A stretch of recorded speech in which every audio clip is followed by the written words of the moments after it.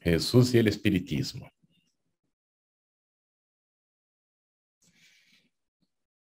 Emmanuel nos afirma que Jesús não foi um filósofo e nem poderá ser classificado entre os critérios propriamente humanos, considerando os valores divinos de sua hierarquia espiritual e na direção das coletividades terrícolas. Vamos entender com a revelação da espiritualidade e também quando lemos o próprio Evangelho que deixou o registro do passo de Jesus por aqui, que ele não tinha, de hecho, uma evolução comum. Já havia realizado uma evolução bastante mais ampla que aquela, incluso de los discípulos que lhe han seguido. Era, por lo tanto, um espírito desarrollado já e com muitas condições que nós só vamos alcançar em el futuro.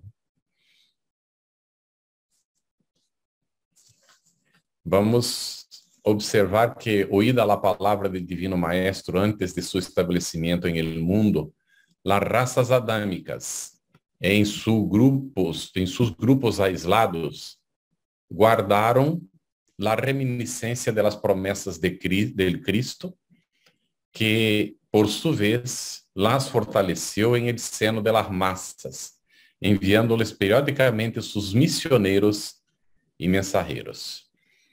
Vamos ver que a raça adâmica vino aqui para a Terra em um certo período, não são, não, e aí não sabemos se devemos incluir-nos ou não, porque não sabemos se não somos também, não, exiliados para a Terra em aqueles tempos. E então Jesus recebeu, conforme Emmanuel explica ele a Caminho da Luz, e Allan Kardec comenta em La Gênesis sobre esta raça adâmica, que são originários de um planeta que estava passando por uma transformação, como a Terra agora está passando, não? Alcançando a condição de sair de expiação e provas para adentrar a regeneração. E era um planeta da constelação de Capela. E então, uma parte destes habitantes eram muito rebeldes, não? E não conseguiram acompanhar o progresso da maior parte. E Jesus, então, los acolheu, los recebeu aqui em la Terra e prometeu que estaria entre eles para auxiliar-lhes em seu caminho de redenção, e ao mesmo tempo este grupo de espíritos vino para auxiliar los nativos do planeta, que aqui haviam realizado sua evolução hacia entonces. E Jesus periodicamente enviou seus mensageiros para poder informar, preparar, dar os elementos, as informações, as condições para que estes espíritos pudieran fazer de novo sua evolução espiritual. Nós nos hemos equivocado muitas vezes, não, por uma questão de fanatismo, fundamentalismo, e fomos criando coisas, não, a lo largo de los años, de los tiempos. Pero la propuesta del cristianismo que Jesus trajo, não, e não a interpretação de los hombres, e del próprio espiritismo, é cuidar la cuestión de la evolución espiritual del hombre. Pero nosotros pasamos por, en la historia, ¿no?, por estos procesos de fantasías que fuimos creando a lo largo de los tiempos. Y entonces, en un principio, llegamos a tener estos procesos sincréticos, ¿no?, de magia y fetichismo, porque no entendíamos los fenómenos de la naturaleza. Entonces, les atribuíamos poderes e y voluntad. Y entonces, estas cosas fueron, de alguna manera, siendo humanizado. El hombre humaniza el mundo, crea el antropomorfismo, como si todo fuera como él es. Y tiene por referencia a sí mismo para entonces clasificar lo que está en su entorno y establecer un primer momento de entendimiento de las cosas, y va a buscar a través de este proceso la racionalización del mundo y explicaciones en el mito, en la mitología, en las fantasías que va creando a lo largo de los tiempos. Y mucha gente se queda prendida a estas fantasías hasta hoy, ¿no? Yo tuve un maestro de universidad que si mirabas para él así de perfil, veías que era un griego reencarnado, ¿no? Y él decía que no había nada antes ni después de que él naciera, que antes de nacer estaba dormido y después que se muriera iba a dormir otra vez. Y nosotros, conociendo el espiritismo, ¿no? Mirábamos y concluíamos de que, de hecho, ¿no? Por el comportamiento y por la adoración que tenía a los dioses, a la mitología griega, ¿no? Él había desencarnado en Grecia y dormido hasta entonces. Y reencarnó y después se iba a desencarnar y dormir otra vez, porque era lo que creía, era lo que pensaba que iba a ocurrir, ¿no? Y estaba prendido a este fetichismo, ¿no? Esta manera de ver el mundo simplória, como si hubieran los dioses que se relacionaran con todo, las criaturas y estas fantasías que fueron creadas en aquel entonces. Entonces, vamos ver que la génesis de todas las religiones de la humanidad tiene sus orígenes en su corazón augusto y misericordioso. Jesús era el gobernador del planeta desde el comienzo, pero nosotros vamos a ver que la imaginación dominó por mucho tiempo, ¿no? el caminar de la humanidad, ¿no?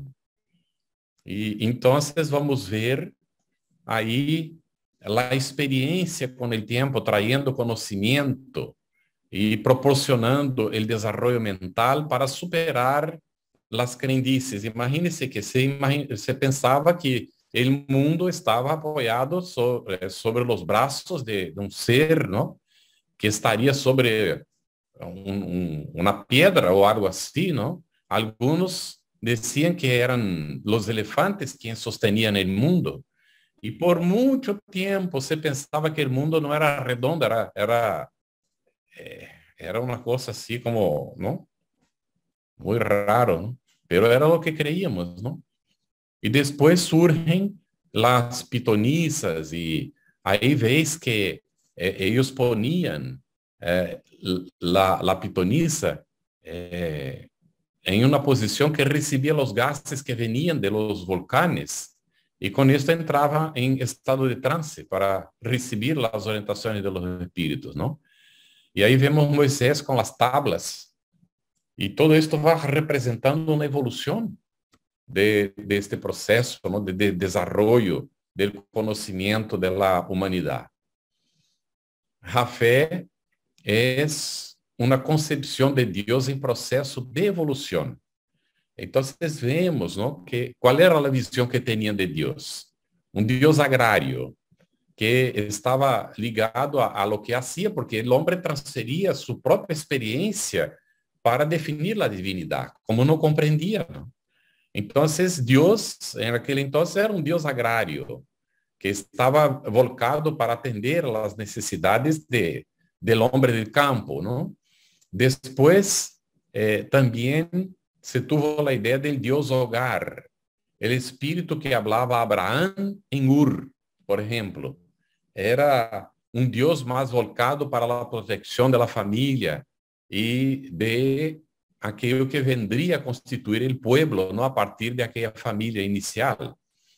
Y finalmente el Dios como protector de las tribus de Israel, un Dios exclusivista que solamente protegía las tribus de Israel y que castigaba al pueblo cuando no cumplían la ley, cuando no obedecían a lo que Dios decía. Ahí viene el Dios familiar, Dios de Abraham, de Isaac y de Jacob, protector de una descendencia de pastores, como hemos dicho, ¿no? Después de esta idea del Dios hogar, después del Dios protector de las tribus de Israel, el Dios familiar, y vamos viendo la evolución, el Dios popular, protector de todos los descendientes de Abraham, el Señor de los ejércitos, es un todopoderoso que privilegiaba el pueblo hebreo y que les defendía de los demás pueblos y que incluso tenía a los demás pueblos como enemigos, ¿no? Y el Dios mitológico, el que declara, yo soy el que soy. Tengo la tierra por escabel de sus pies y el cielo por morada infinita. Entonces, este es el Dios mitológico aún, ¿no? Después viene el Dios universal. Pretende extender sus leyes a todos los pueblos. Esta era la visión, entonces, que ya va a presentar Jesús. Y el pueblo hebreo recibe la misión de esparcir, porque era el único pueblo entonces que creía como nación en un Dios único. Y recibe la tarea, ¿no?, de esparcir esta idea para toda la humanidad, ¿no? Ahí el Viejo Testamento es el cimiento de la revelación divina. Ahí es donde vamos a encontrar la tabla de la ley, los 10 mandamientos y toda la ley civil que fue presentada no solo por Moisés, porque no es posible que Moisés haya escrito él mismo directamente los 5 libros que están llamados como Pentateuco mosaico, porque en el último describe incluso su muerte y todo, ¿no? ¿Será él que escribió después de morir? ¿O alguien fue quien escribió estos libros, ¿no?, en algún momento y los atribuyó a Moisés, ¿no? Y puede ser que algo él hubiera dejado, ¿no?, pero no todo. El Evangelio es el edificio de la redención de las almas, nos dice Emmanuel en el Consolador, la pregunta 282, ¿no? El Viejo Testamento es el cimiento de la revelación divina y el Evangelio es el edificio de la redención de las almas. Vamos a ver que uno presenta la justicia y el otro ya va a presentar la justicia templada por el amor. Muy bien. Moisés se presenta con la expresión ruda de su palabra primitiva, ¿no?, y recibe del mundo espiritual las leyes básicas del Sinaí. Y va construyendo de ese modo el gran cimiento del perfeccionamiento moral del mundo. Jesús, en el Tabor, enseña a la humanidad a levantar de las sombras de la tierra su vuelo divino para las luces del cielo. Es cuando en la transfiguración él habla con Moisés y otro espíritu. Pongamos atención porque está escrito allá en el texto evangélico que él habla con Moisés y Elías. Pero hoy nosotros sabemos que Moisés y Elías era el mismo espíritu. Por lo tanto, Emmanuel, cuando pone, ¿no?, el examen de este tramo, dice que Jesús hablaba con Moisés y otro espíritu. Entonces, los discípulos vieron ahí los espíritus materializados hablando con Jesús. Y aquí tenemos la verdadera expresión de Cristo, que el espiritismo presenta y que viene a rescatar en su pureza primitiva.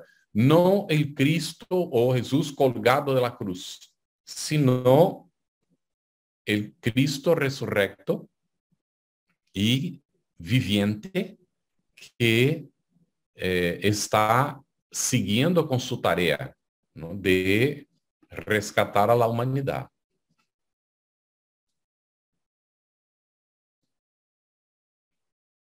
Bueno, el cristianismo va a presentar, Jesús hizo este trabajo con mucha maestría, la transición para lo espiritual.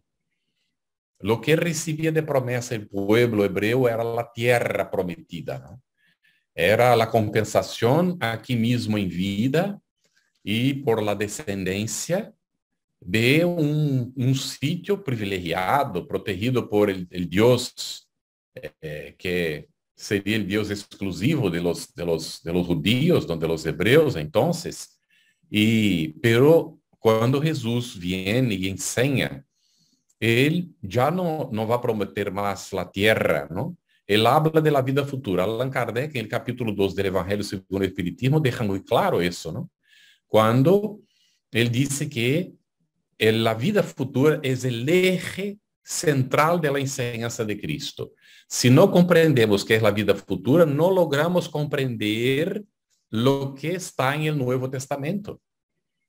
Y por esto el Espiritismo viene a rescatar esta idea original que Jesús presentó para comprender que todo lo que decía él hacía referencia a la vida futura, a la realidad espiritual, porque él vino a establecer esta transición del pensamiento, del sentimiento apegado a la materia, de todo volcado para la existencia que tenemos transitoria, y va a hacer esta transición para la realidad esencial, para lo que es el espíritu, lo que es la realidad espiritual.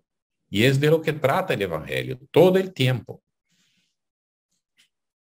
Vamos entonces ver que la venida de Jesús en la historia evolutiva de la humanidad es un paso muy importante.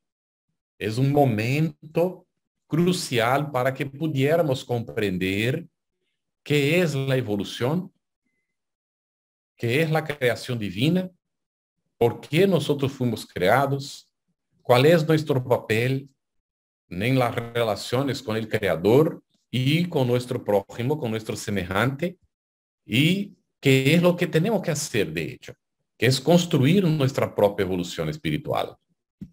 Esto es lo que está propuesto en el Evangelio de Jesús. Entonces, Jesús y el cristianismo. Jesús liberó el contenido espiritual de las Escrituras. Ya no más la interpretación a la letra simplemente, sino que comprender el espíritu que vivifica, porque la letra mata. La letra reduce el entendimiento. E infelizmente, aún hoy, tenemos religiones fundamentalistas fundamentadas en la letra. Lo que trae una gran dificultad porque cuando nos agarramos a la letra es un pensamiento primario, no desarrollado, incapacitado de comprender la esencia espiritual que trae esta enseñanza.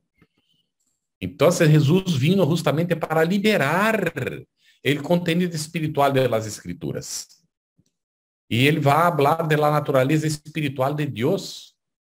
Y en consecuencia también de la naturaleza espiritual del hombre, porque el hombre es creado a imagen y semejanza de Dios y no el contrario. Nosotros revertimos la situación. Cuando está descrito en la Biblia que Dios creó el hombre del barro, de la tierra, y creó su imagen y semejanza, queda ahí para nosotros expresado que Dios también surgió del barro de la tierra. Pero lo que viene después es la esencia, y le sopló en las narinas la vida. Y ahí está entonces la semejanza con el Creador. Porque Jesús lo dijo incluso para la mujer samaritana, que Dios es espíritu y cabe al hombre adorar a Dios en espíritu y verdad.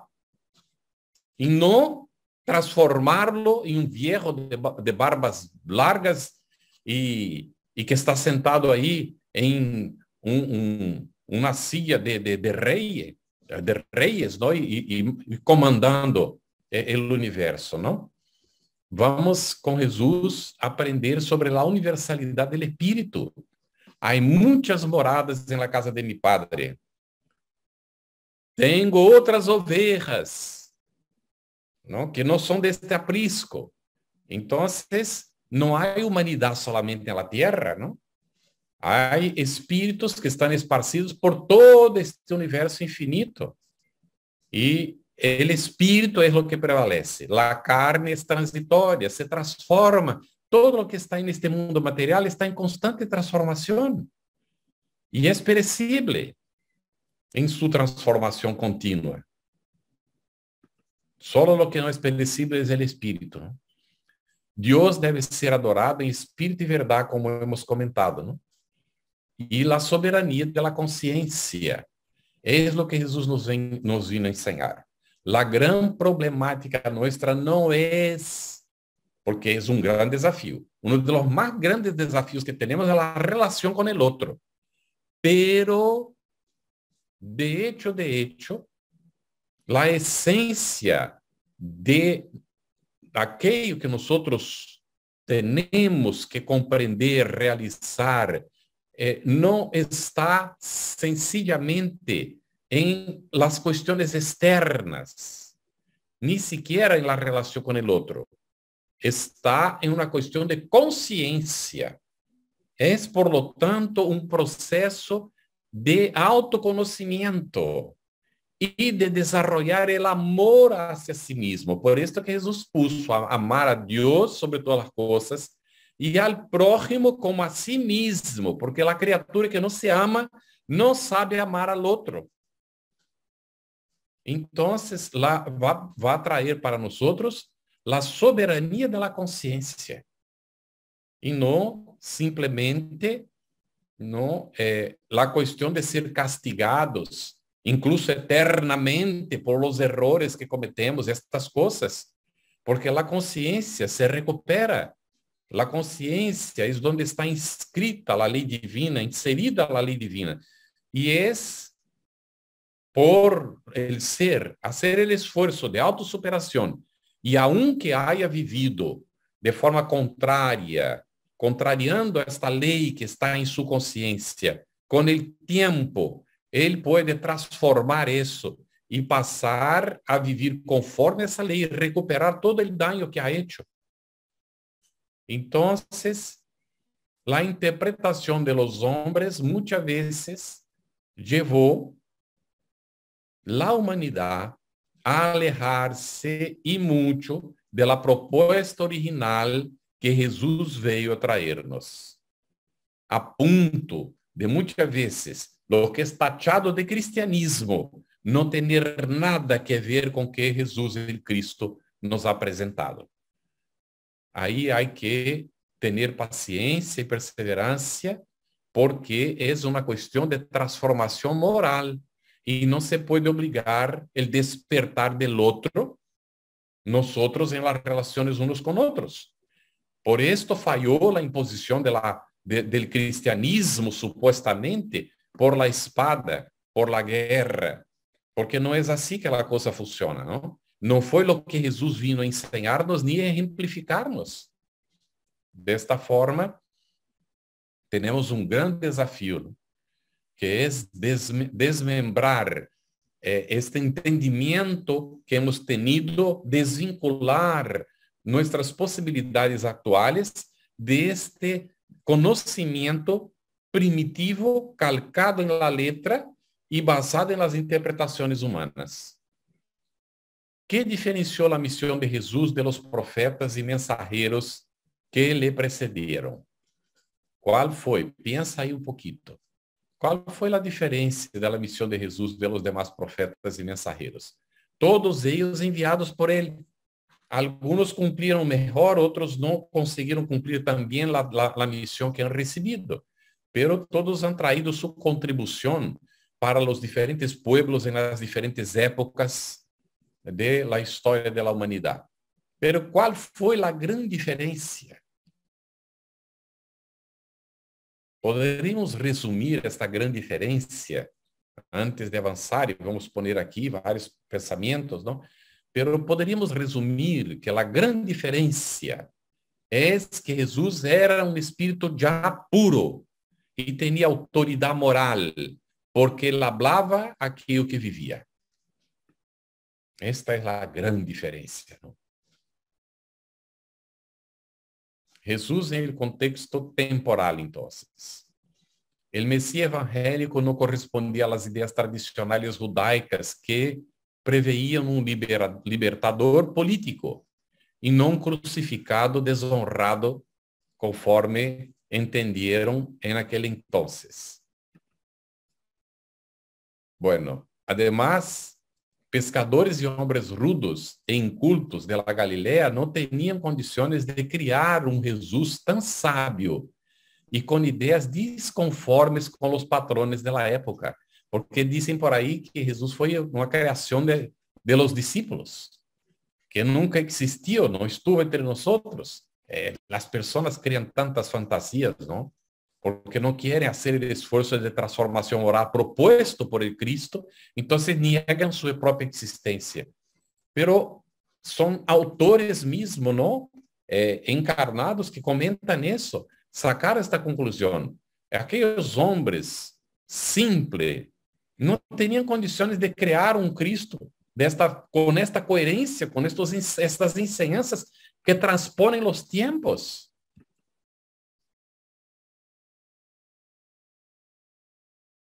La doctrina que Jesús pregonaba era sublime y arriba de las posibilidades intelectuales y morales de la época. Él utilizó incluso una metodología que él fue maestro en esto, ¿no? Una lenguaje figurada, utilización de parábolas para la comprensión y el entendimiento de lo que traía para el pueblo simple. Pero para los discípulos, ele explicava melhor, profundizava as coisas, porque eles tinham condições, não? Poderia um mito ter doblegado o Império Romano e sustentado os cristianos em los cerca de 250 anos de martírios e persecuções? Será que isto fora possível? Assim que Jesus, de hecho, ha existido, o Jesus histórico existe. No es una invención, una creación. Vamos a ver la revelación de Cristo entonces. ¿Quién dicen los hombres que yo soy? Él pregunta, ¿no? a los discípulos. Y la respuesta es, bueno, algunos dicen que eres Juan el Bautista. Juan el Bautista era primo de él, había convivido con él en la niñez. Bueno, entonces... Después es decapitado, ¿no? ¿Cómo podría Jesús ser el mismo Juan Bautista? Era una confusión que hacían, ¿no? Y bueno, que era Jeremías, que era Elías, uno de los profetas, porque en la confusión que hacían, de alguna manera tenían una noción del renacimiento, no sabían cómo se daba, cómo era, pero ellos sabían que era posible, ¿no? Renacer. El pueblo. Tanto es que después de la enseñanza de Jesús, que él enseñó esto de manera muy clara, en los primeros 2 siglos, los cristianos eran todos reencarnacionistas. Después es que fuimos creando, ¿no? Nuestra propia doctrina y sustituyendo la de Cristo, y en nuestra doctrina materialista de concepción volcada para los intereses materiales, la reencarnación no era conveniente, ¿no? Y él pregunta entonces a los discípulos después en la conversación, ¿y vosotros? ¿Quién decís que yo soy? Y Pedro entonces va a decir, tú eres el Cristo, el Hijo del Dios vivo. Está en Mateo el capítulo 16, versículos 14 a 16, y ahí tenemos este momento maravilloso, ¿no? En que Jesús dice a Pedro, bendecido eres Pedro, porque no fueron ni la carne ni la sangre que te ha revelado esto, sino Dios que está en los cielos. O sea, fue una inspiración a través de la mediunidad.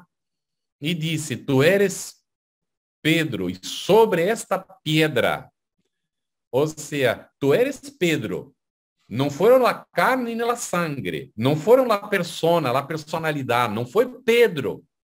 Tu eres Pedro. E sobre esta piedra, que é a mediunidade, edificaré mi iglesia. O sea, reunirá el pueblo. En aquel entonces la iglesia era la reunión del pueblo. Solo existía mientras el pueblo estaba reunido. Y la reunión no necesitaba ser en un sitio cerrado. A veces era en el campo, en la plaza. Como él se presenta a los 500 de la Galilea, no estaban dentro de una habitación. Y se constituyó la iglesia ahí. Pero cuando se dispersa la gente, la iglesia está dispersada. Y nosotros vamos a crear la iglesia permanente de piedra para que la gente fuera ahí a adorar a Dios. Mira cómo hemos trabajado las cosas, ¿no? Entonces, él ha instituido en aquel momento su iglesia apoyada en la mediunidad, en la inspiración divina de los espíritus superiores en relación a nosotros. Qué lástima que no hemos comprendido bien estas cosas, ¿no?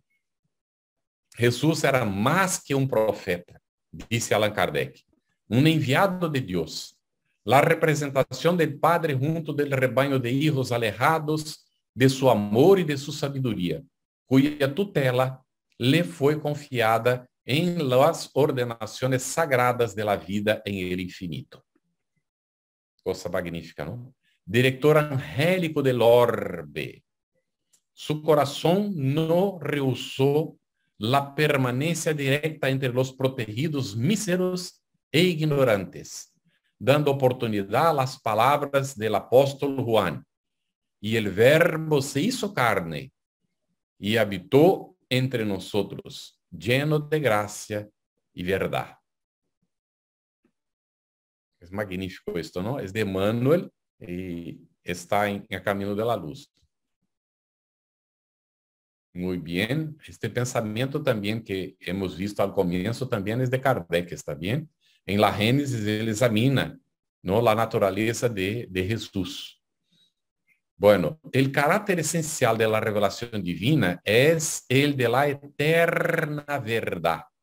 Conoceréis la verdad y la verdad os hará libres. Qué dificultad tenemos, ¿no? Y ya hemos dicho que es imposible conocer la verdad porque la verdad es relativa. Mira cómo nosotros adecuamos las cosas conforme queremos, ¿no? A nuestra condición limitada. La verdad, si es verdad, es absoluta, no es relativa. Ahora, relativa es nuestra capacidad de entender la verdad. Y entonces no podemos absorber la verdad con nuestra condición relativa de entendimiento. No significa que la verdad no exista y que no sea posible comprenderla. Porque Jesús lo dijo, conoceréis la verdad y la verdad os hará libres. ¿Está bien?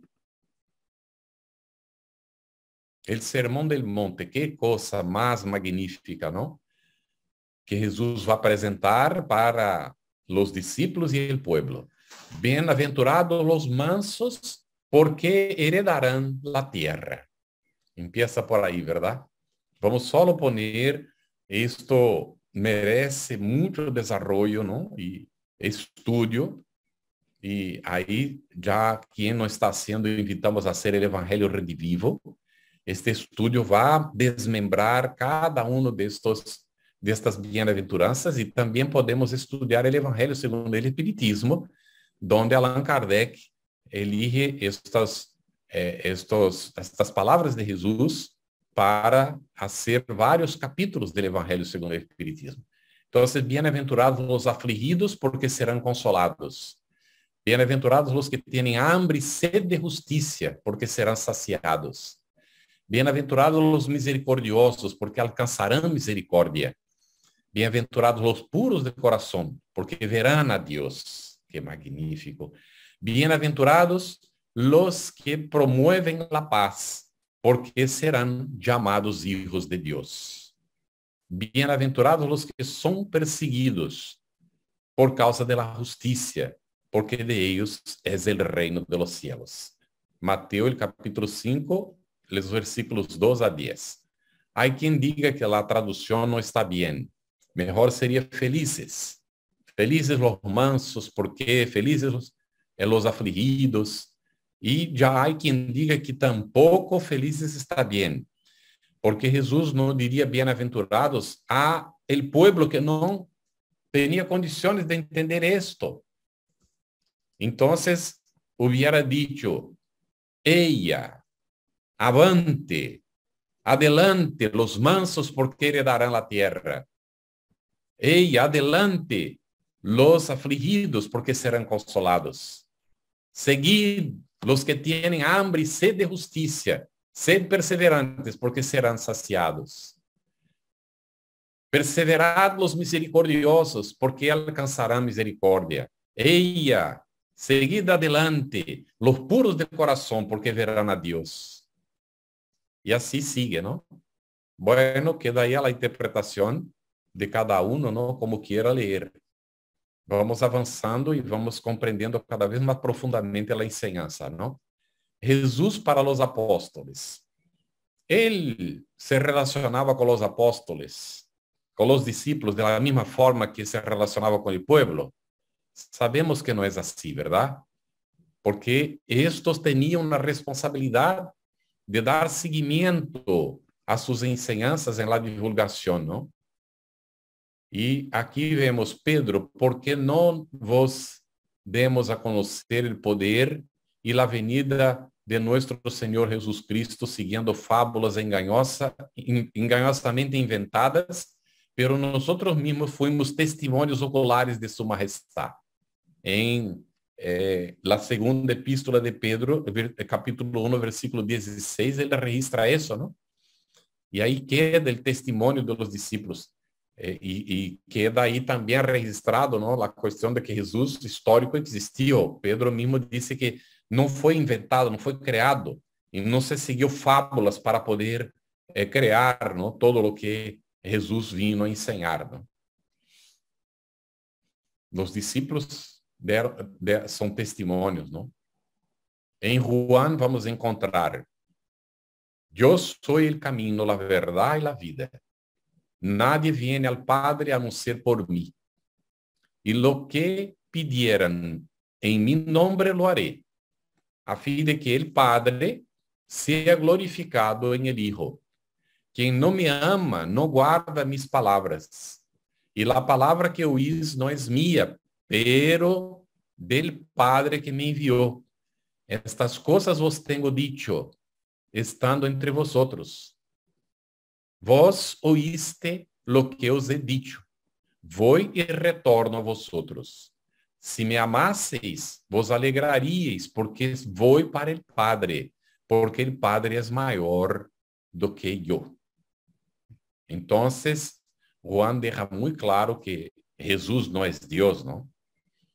Él dice que el Padre es mayor que él y que él volverá al Padre. Entonces, quando ele disse assim, temos que estar muito atentos a isto. Eu sou o caminho, a verdade e a vida. Se entendemos que é Jesus quem estava falando isto, poderemos pensar, pero que orgulhoso, ¿eh? Porque se é uma persona, a personalidade de ser esto é orgulho. Pero quem estava falando a través da personalidade Jesus era o Cristo. A essência divina que dominava em ele. E que deve dominar em todos nós outros, como ocorreu com Pablo, quando dijo, já não sou eu quem vive, pero o Cristo vive em mim. Necessitamos despertar, deixar que vive o Cristo em nós outros, porque então também nos constituiremos em caminho de la verdade e de la vida, porque seremos cartas vivas do Evangelho, como Pablo nos invitou a ser. Pero então já não tendremos mais apegos ao campo material. Não estaremos limitados à consciência de uma existência temporal e que é breve e muito curta. Teremos a consciência da imortalidade e viviremos em função desta imortalidade. Esta é a invitação que nos vino a trazer Jesus, el Cristo. Padre, chegou a hora. Glorifica tu Hijo, para que tu Hijo te glorifique. E que por el poder que le diste sobre toda la carne, el de la vida eterna a todos los que le diste. Ora, la vida eterna es esta, que ellos te conozcan a ti, el Dios único y verdadero, y aquel que enviaste Jesús, el Cristo. Está en Juan capítulo 17, versículos 1 a 3. Es un gran desafío para nosotros, ¿no?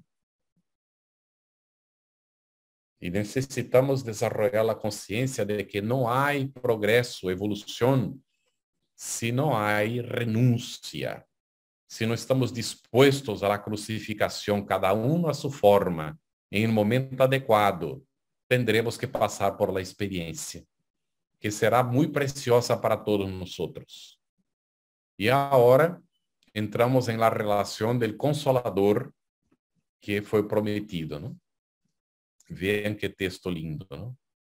Si me amáis, guardad mis mandamientos. Y yo rogaré al Padre, y Él os dará otro Consolador, para que quede eternamente con vosotros. El Espíritu de verdad, a quien el mundo no puede recibir, porque no lo ve ni lo conoce.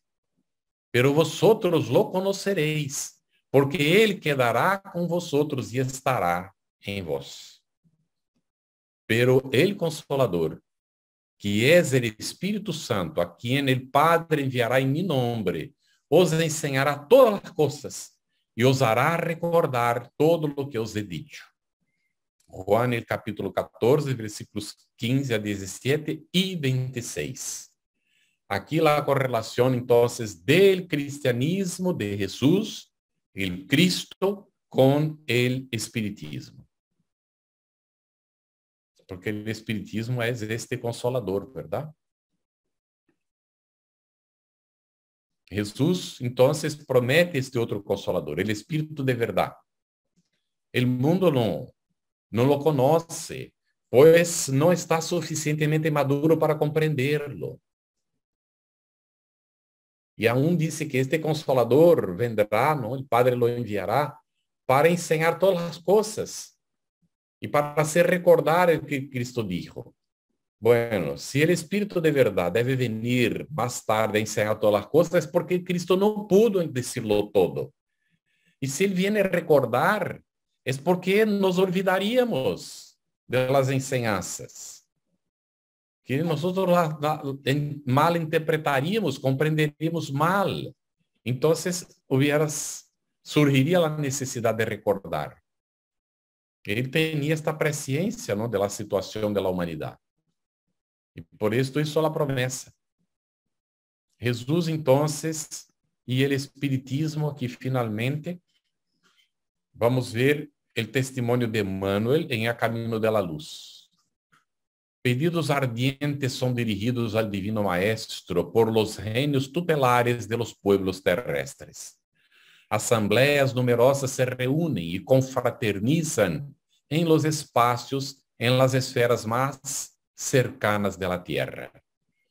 Uno de los más lúcidos discípulos de Cristo baja al planeta compenetrado de su misión consoladora y 2 meses antes de Napoleón Bonaparte hacerse emperador, obligando al Papa Pío VII a coronarlo en la iglesia de Notre Dame en París, nacía Allan Kardec a los 3 de octubre de 1804, con la sagrada misión de abrir camino al espiritismo, la grande voz del Consolador prometido al mundo por la misericordia de Jesucristo.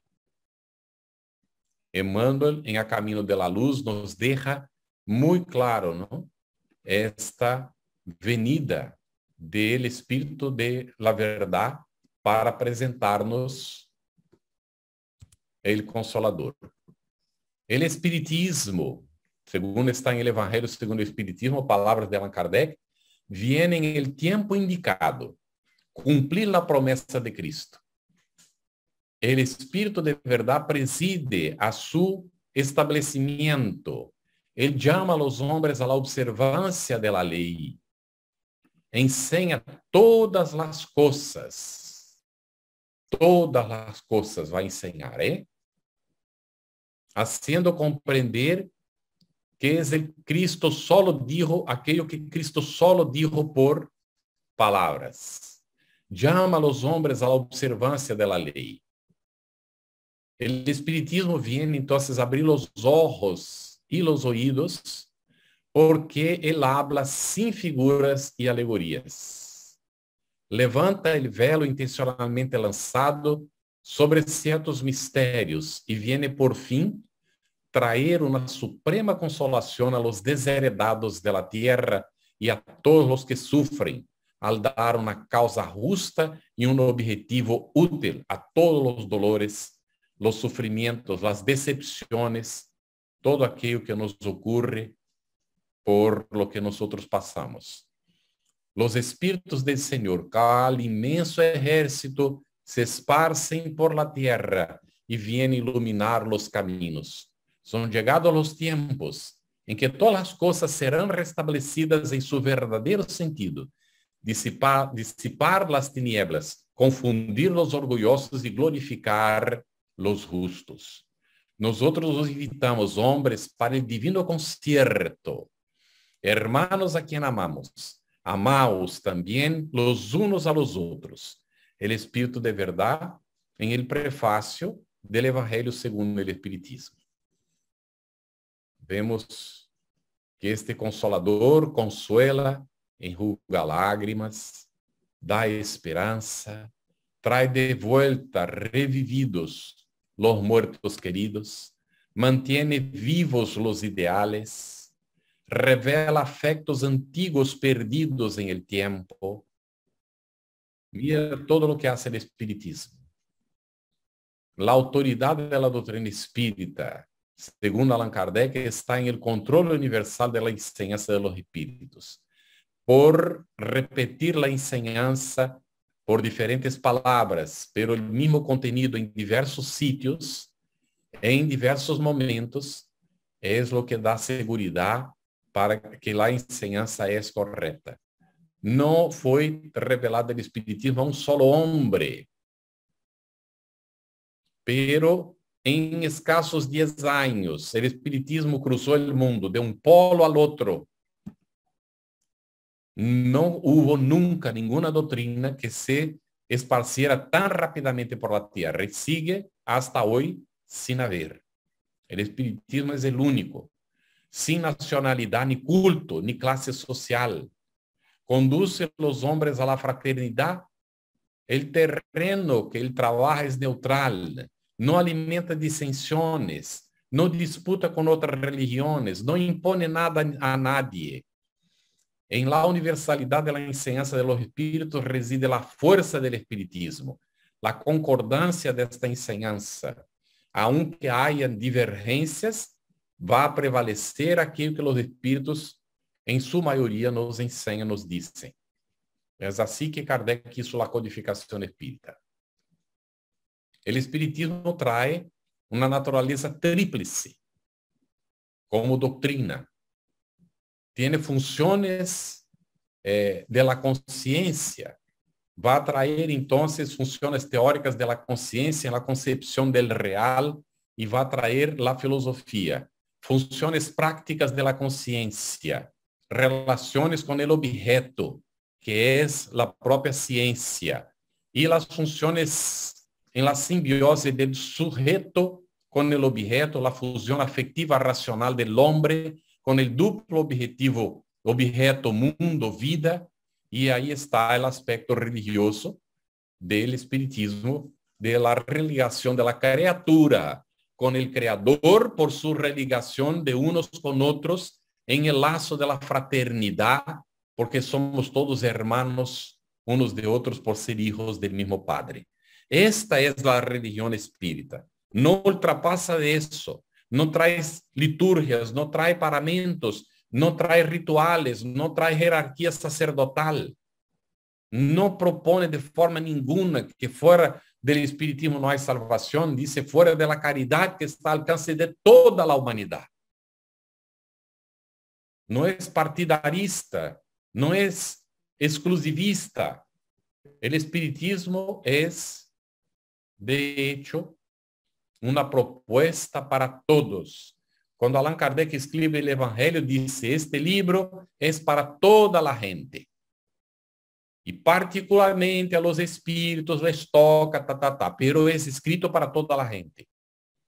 El Consolador, entonces, trae la restauración de la religión de Cristo, la religión natural que él enseñó a la mujer samaritana en el pozo de Jacobo.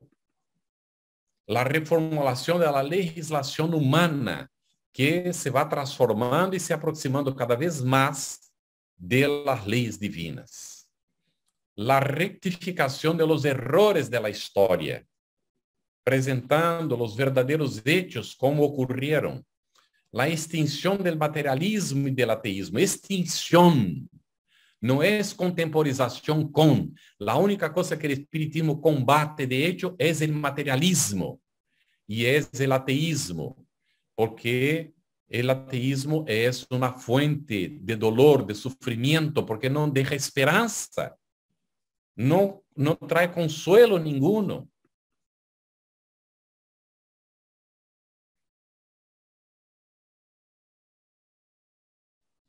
Kardec nos dice que Jesús guía y modelo de la humanidad. Es la cuestión 625 del libro de los Espíritus. Para el hombre, Jesús constituye el tipo de la perfección moral a que la humanidad puede aspirar en la tierra. Esto es Jesús. Dios lo ofrece a nosotros como el más perfecto modelo y la doctrina que enseña es la expresión más pura de la ley del Señor, porque siendo Él lo más puro de cuantos aparecieron en la tierra, el Espíritu Divino lo animaba. Ahí está en la pregunta 625 del libro de los Espíritus. Vemos entonces que Jesús es el modelo y guía, y la meta a ser alcanzada es el Cristo. Es lo que tenemos que realizar adentro nuestro, siguiendo el modelo y guía, el ejemplo de Jesús. El espiritismo bien comprendido, pero sobre todo bien sentido, conduce forzosamente a los resultados arriba, que caracteriza el verdadero espírita como el verdadero cristiano. Palabras de Allan Kardec, ¿eh? Pues uno y el otro son la misma cosa. El verdadero espírita y el verdadero cristiano son la misma cosa. El espiritismo no elabora una nueva moral, pero facilita a los hombres la comprensión y la práctica de la moral de Cristo, al dar una fe sólida y esclarecida a los que tienen dudas o vacilan. El Evangelio, según el Espiritismo, es donde Allan Kardec nos propone estas palabras tan aclaradoras para nuestro entendimiento. Amor y caridad es el eje común para toda la humanidad, no solamente para los espíritas. Amor y caridad. Bueno, la vida futura, como hemos ya comentado aquí, solamente para frisar, para dejar bien claro, la vida futura con el espiritismo se convierte en algo concreto, porque son los mismos espíritus, aunque hayan personas que digan, nadie volvió hasta hoy para decir cómo es, una ignorancia voluntaria, ¿no? Porque los espíritus vuelven constantemente para decir cómo es, pero los ciegos no pueden ver. Ven los que tienen ojos de ver, oídos de oír, son los que escuchan. Así que no hay rituales o lugar exclusivo de adoración. Mira a Jesús con la mujer samaritana en el pozo de Jacobo. No hay rituales, no hay lugar exclusivo para adorar a Dios. Adorar a Dios en espíritu y verdad, como hemos comentado. Bien, todo lo que Jesús enseñó, que el espiritismo resgata. Ninguna teoría científica, ningún sistema político, ningún programa de reeducación puede robar del mundo las ideas de Dios y de la inmortalidad del ser, innatas en el corazón de los hombres. Las ideologías nuevas también no conseguirán eliminarla. La religión vivirá entre las criaturas, instruyendo y consolando, como un sublime legado. Esto es de Emmanuel, ¿no? El sublime legado. a camino de la luz, aún nos trae. En el día, no, en que la evolución dispensar el concurso religioso para la solución de los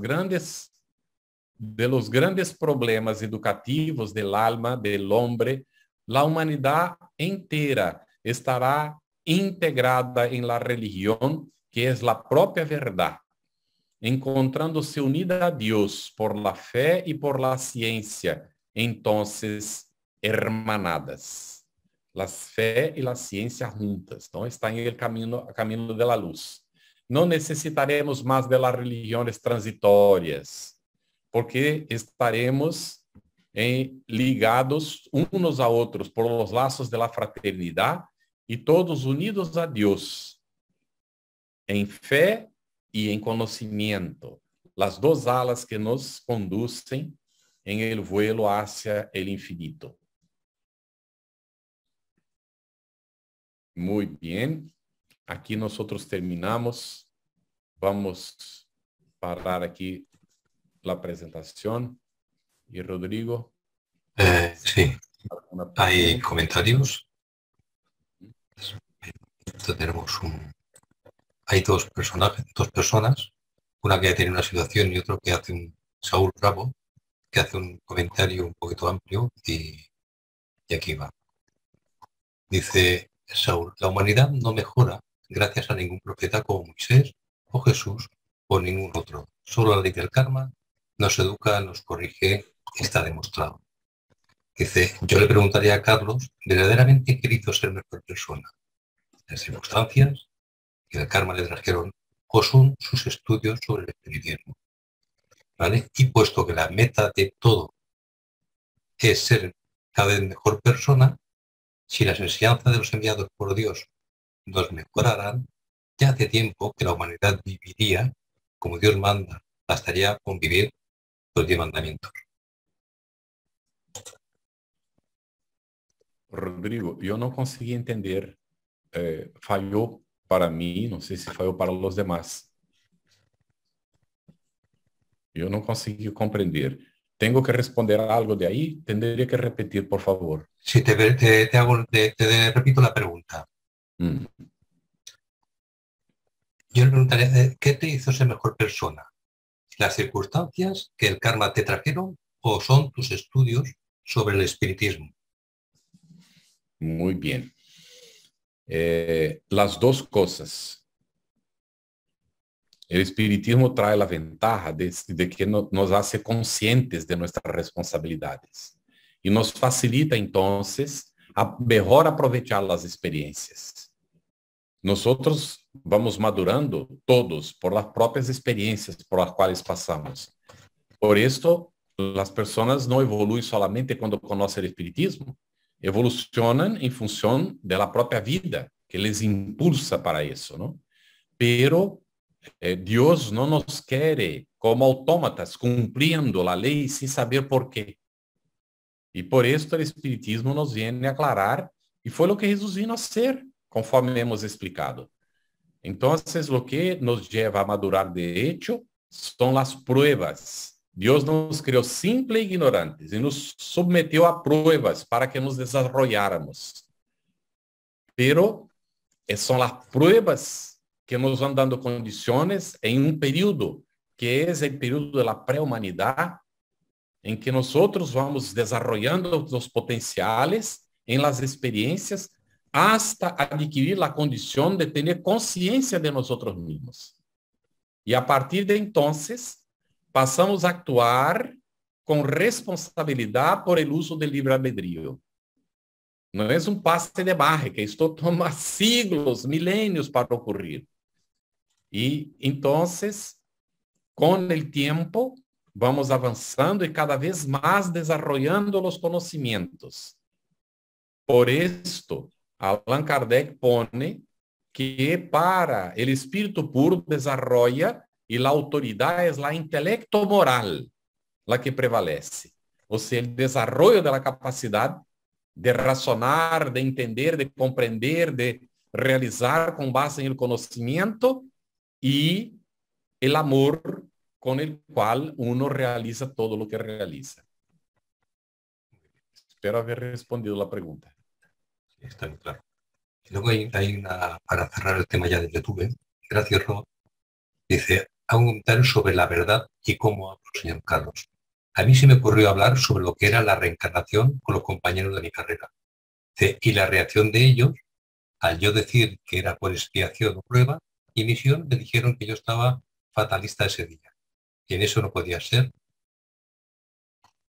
Y luego me dice, si es así, yo conocí con profundidad el espiritismo hace un año y doy gracias a Dios por ponerlo en mi camino. Y humildemente pienso que en general sería maravilloso que cada día haya más espíritas. Bueno, esto es una situación que le pasó a Gracie, ¿no? Sobre el espiritismo. Y luego tenemos una pregunta de Pedro que quiere hablar, ha levantado la mano. Pedro. Sí. Tenía una pregunta. ¿Se me escucha? Sí. Puede hablar, Pedro. Sí. Si nosotros cuando venimos traemos nuestros guías espirituales o nuestro guía espiritual, Jesús, que era un espíritu elevado, ¿también trajo guía espiritual para las grandes pruebas que tuvo, o mejor dicho, para todo lo que pasó? Muy interesante la pregunta de Pedro. Jesús, como espíritu puro y gobernador de este orbe, de este planeta, él se relacionaba directamente con Dios. Recibía las órdenes y orientaciones directamente del Padre. Entonces no necesitaba más intermediarios como nosotros necesitamos.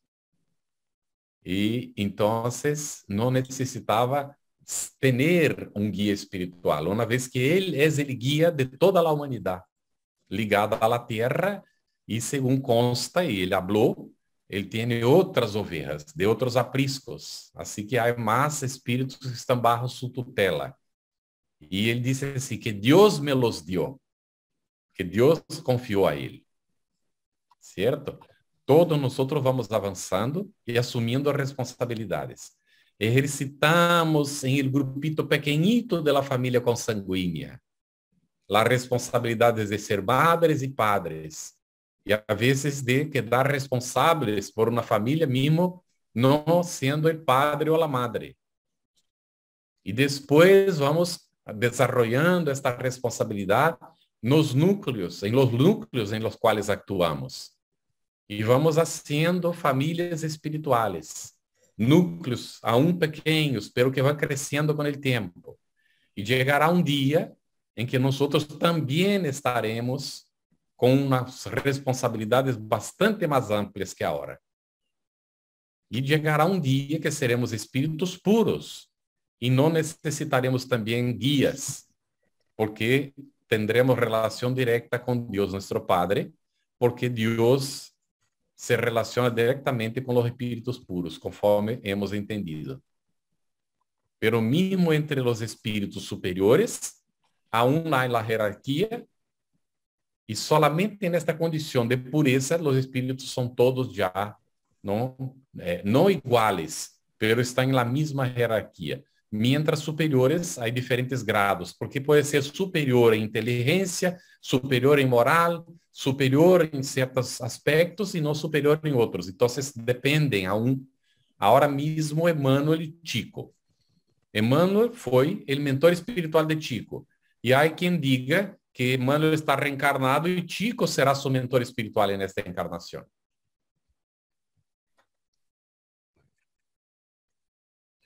Ninguno de los dos aún es espíritu puro, ¿está bien? Es espíritu superior.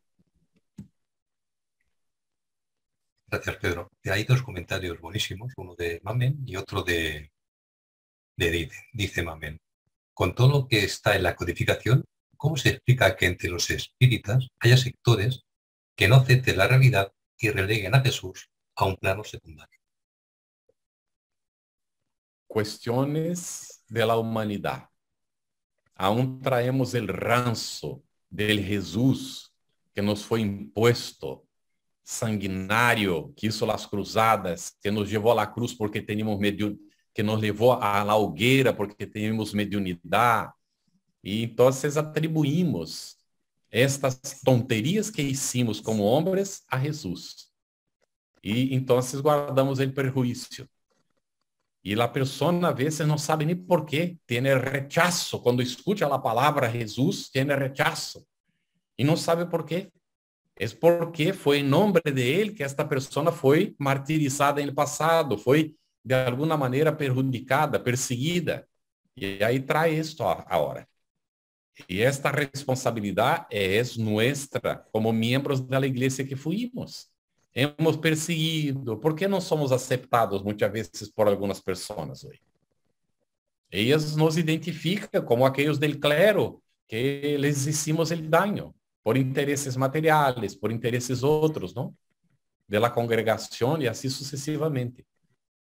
Ahí tenemos ahora la obligación de tener paciencia, de explicar, de aguardar madurar la persona y aceptar que ella no quiera, ¿no? Ni tratar. Porque cuando ya me ocurrió, ¿no? Mismo en España, estar hablando de espiritismo, la persona muy interesada. Y de repente yo dije alguna cosa de Jesús y la persona me miró y dijo, ¿pero qué tiene este Jesús a ver con eso? Digo, hombre, bueno, vamos ahí despacito, ¿no? No estamos hablando de este Jesús que conoce, estamos hablando de un otro. Ah, pero hay más de uno. No, solo hay uno, porque este otro que tú crees es una invención. Este fue creado por los hombres. Este no existe, solo existe en el imaginario de la humanidad. Porque el verdadero Jesús es aquel que el espiritismo viene a presentar. Este es el verdadero. Es muy difícil, ¿no? Y mucha gente no acepta. Pero despacito, las cosas se van dando y no podemos dejar. Hay algunos espiritistas que quieren quitar Jesús del espiritismo porque si no la gente no va a aceptar el espiritismo, que no lo acepten.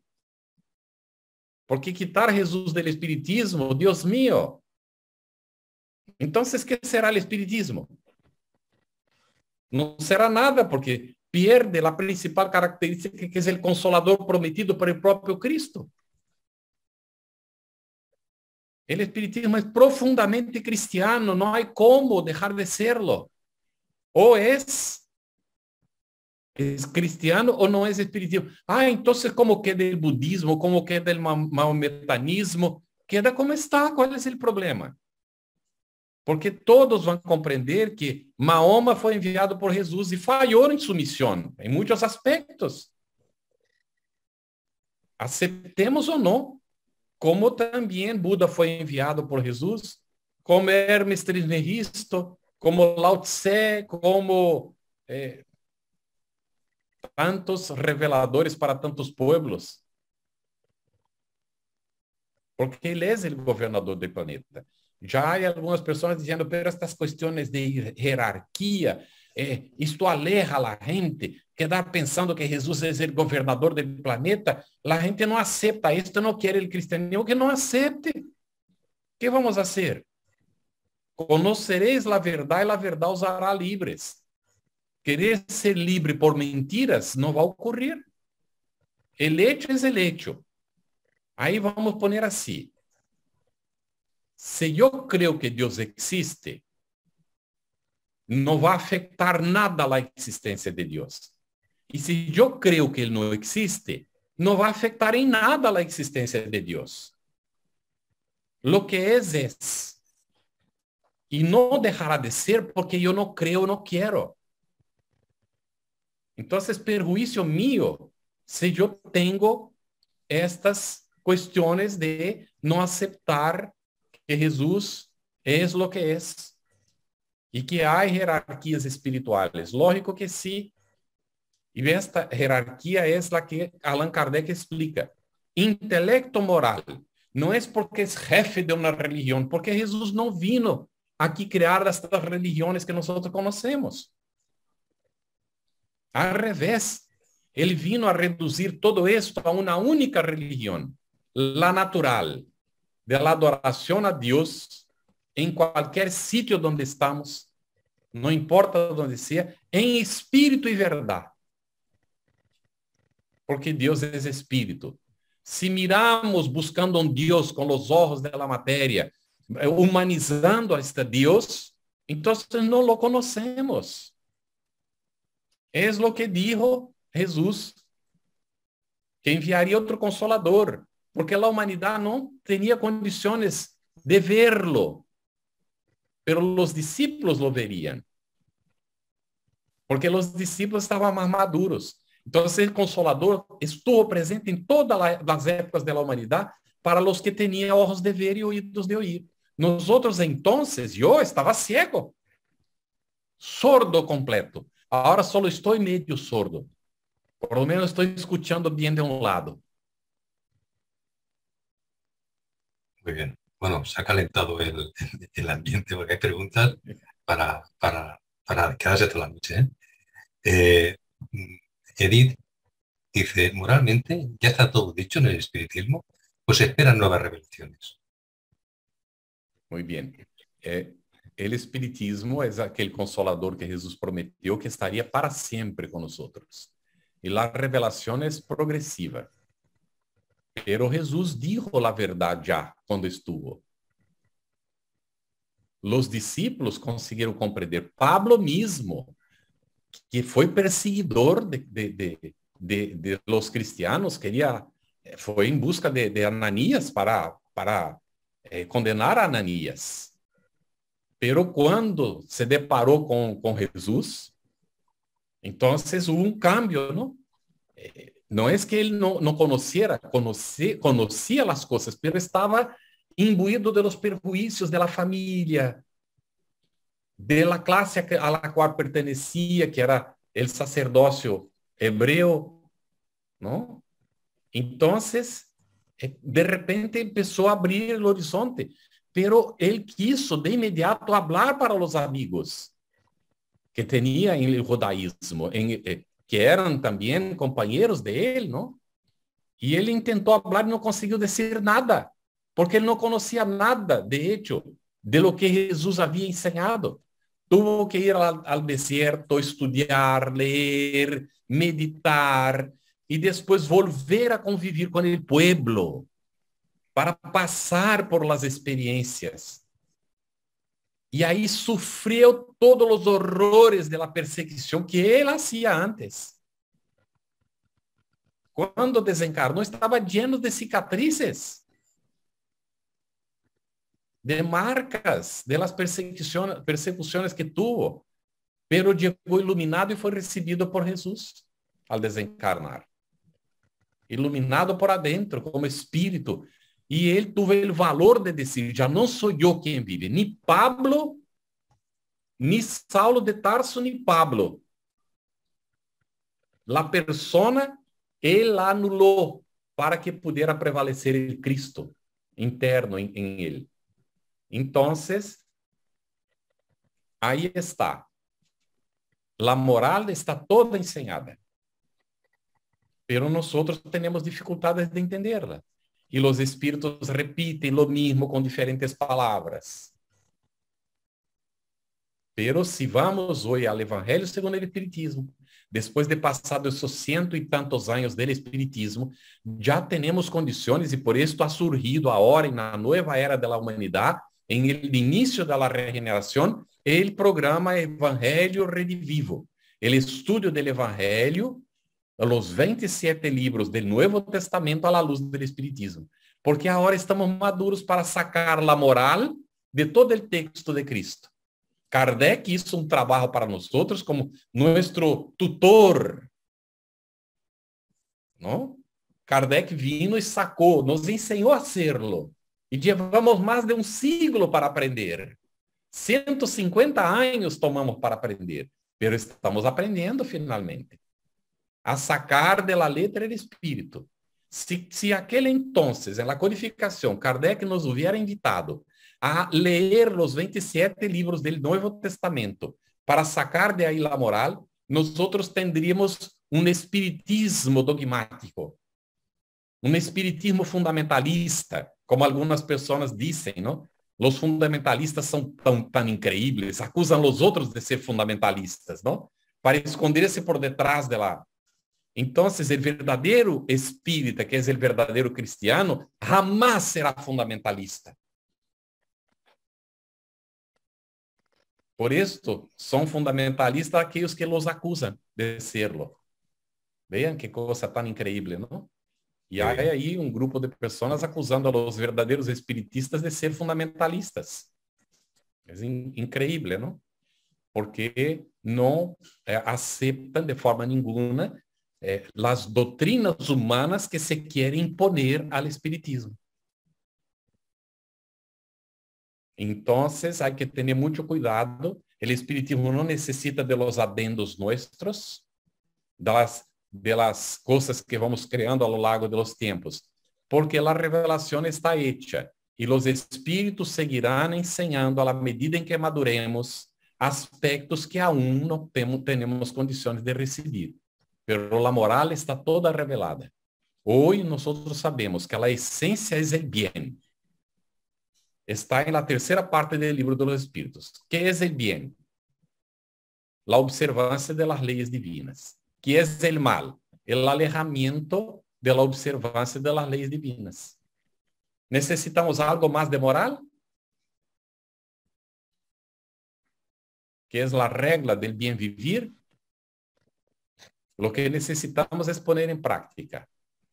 Pero los espíritus seguirán apoyándonos, orientándonos, auxiliándonos a la medida en que vamos avanzando, vamos conociendo cada vez más, porque el universo es infinito y tenemos mucho para conocer.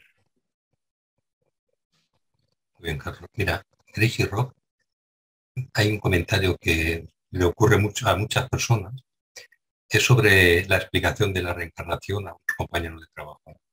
Y bueno, y la reacción que tienen estos compañeros hacia ella, pues algunos más de no credibilidad o información errónea o mofarse de ella. Y ella dice, ¿cómo se enfrentan situaciones como la que me comenté que me sucedió? Y ya que me quedé sin palabras y triste por la reacción de mis compañeros. ¿Has entendido la pregunta, Carlos? No. No, Cuando hablas me falla alguna cosa. Sí, entonces, debe ser el micro. Mira, es una persona que explica, por ejemplo, la reencarnación a unos compañeros o a unos amigos, ¿no? Y la reacción de estos amigos es, esto, ¿quién te lo ha dicho? ¿De dónde viene esta información? Tú no estás bien. Y ella un poquito se queda sin poder contestar, triste porque ella sí que se lo cree y no tiene la capacidad para poder contestar y rebatir un tema como este, ¿no? Uh-huh. Que nos puede pasar a cualquiera, que estemos iniciando en el espiritismo. Listo. Y hay un detalle, ¿no? Mismo cuando la persona ya tiene más conocimiento, esto para que la persona que hizo la pregunta se sienta tranquila, porque Jesús dijo, no ofrecer las pérolas a los cerdos. Entonces es una imagen muy dura, ¿no? Hay gente que no quiere, simplemente, no desea, está tan así acomodada en su situación que cualquier cosa que venga diferente, que va a exigir de la persona esfuerzo, ella no quiere saber. Entonces se protege. Y vea, no serán a veces discusiones en el campo intelectual que va a convencer a esta gente. Yo voy a hacer una citación de un ejemplo, ¿no? Mi hija, cuando era preadolescente, nosotros mudamos de España para Brasil, de retorno, ¿no? Y ella tuvo que ir a un cole, porque le pusimos en un cole laico y fue terrible.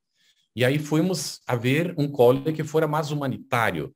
Y lo que encontramos era un colegio de monjas católico.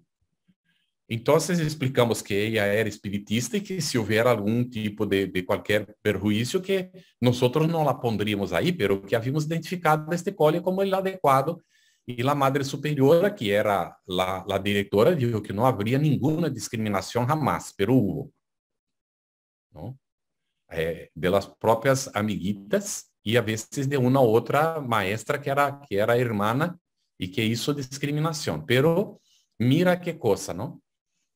Um dia minha hija dijo, papá, está muy difícil, papá, porque mis amigas hacen, hoy se dice bullying, ¿no? En aquel entonces no hablaba bullying, ¿no? Y yo le dije, hija, esté tranquila y espera. El día que una de estas amigas tuyas tenga un problema serio, ella no irá a recurrir a las otras amiguitas que están haciendo esto contigo. Ella va a venir a ti para pedirte orientación. Espera y verás. Y se pasaron, tal vez unos 2 años, 1 año y medio. Un día llegó y dijo, papá, ocurrió, papá. Una de las amiguitas estaba embarazada y no sabía qué hacer. No dijo nada a ninguna de las amiguitas. Vino a ella a pedirle orientación de qué hacer. ¿Está bien? Entonces, esté tranquila, siga viviendo tu vida, estudiando el espiritismo. Cuando te pregunten, responda como puedas. Y cuando la persona insista en las preguntas, puedes hacer lo que he hecho con una persona que hoy es espiritista. Él preguntaba tanto porque la mujer había desencarnado, él era protestante, y entonces la mujer iría para el infierno porque ellos peleaban uno contra el otro. Y él tenía tiempo de arrepentirse y ella no tenía más. Y él no podía aceptar que ella fuera al infierno. Entonces yo le dije, ella no va al infierno porque el infierno no existe. Pero tú me haces tantas preguntas que la respuesta está toda en un libro que te voy a traer para leer. El libro de los espíritus. Él dio 2 pasos atrás. No, esta es cosa del diablo. Le dije, no es, porque el diablo no existe.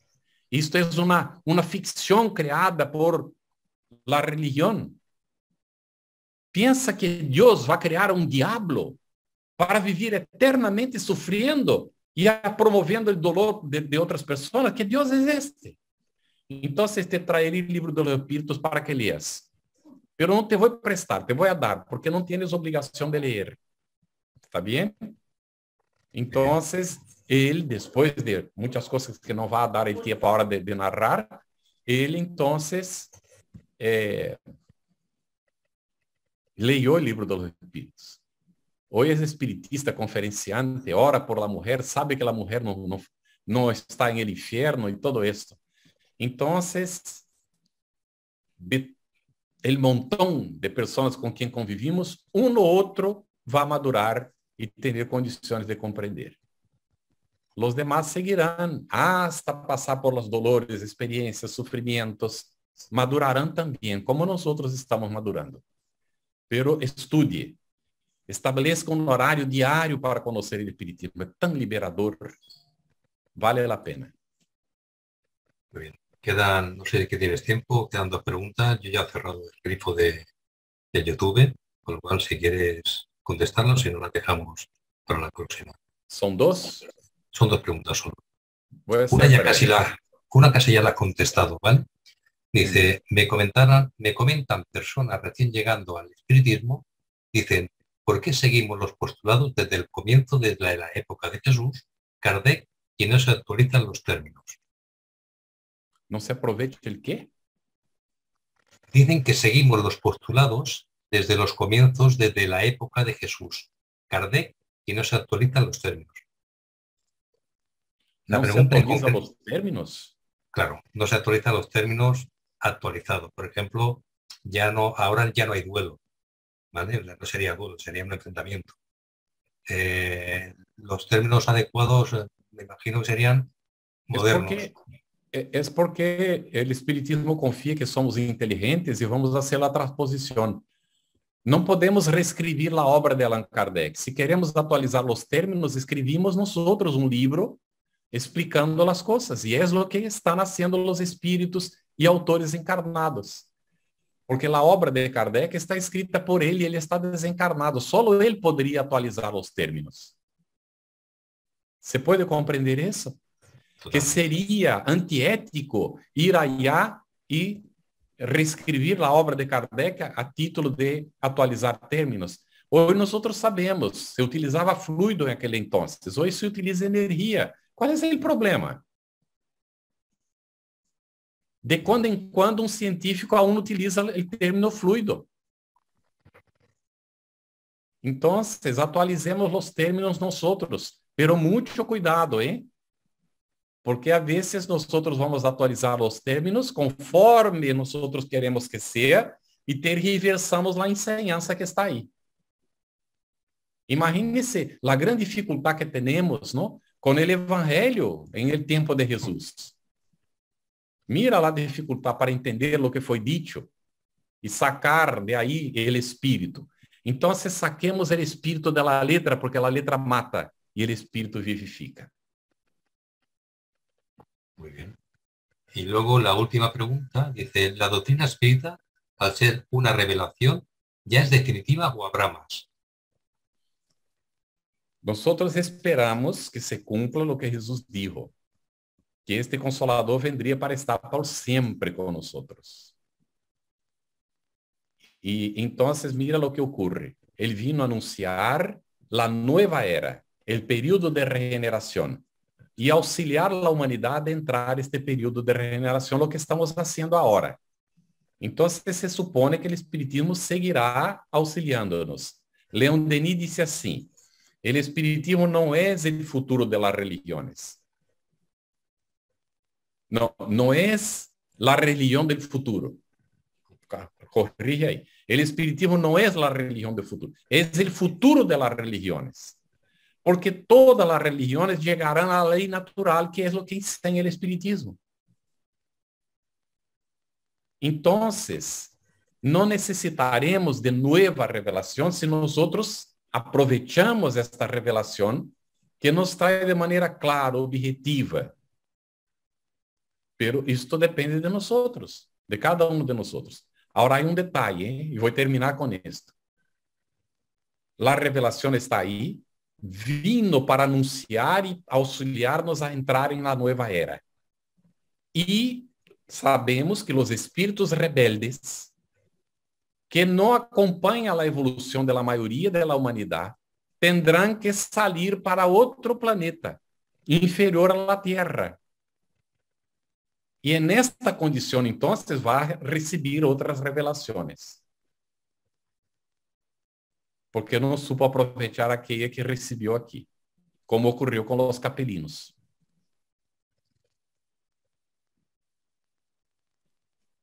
Muchas gracias por la atención de todos. Que Jesús nos ampare y nos proteja. Y gracias, Rodrigo. Gracias por la atención de todos vosotros.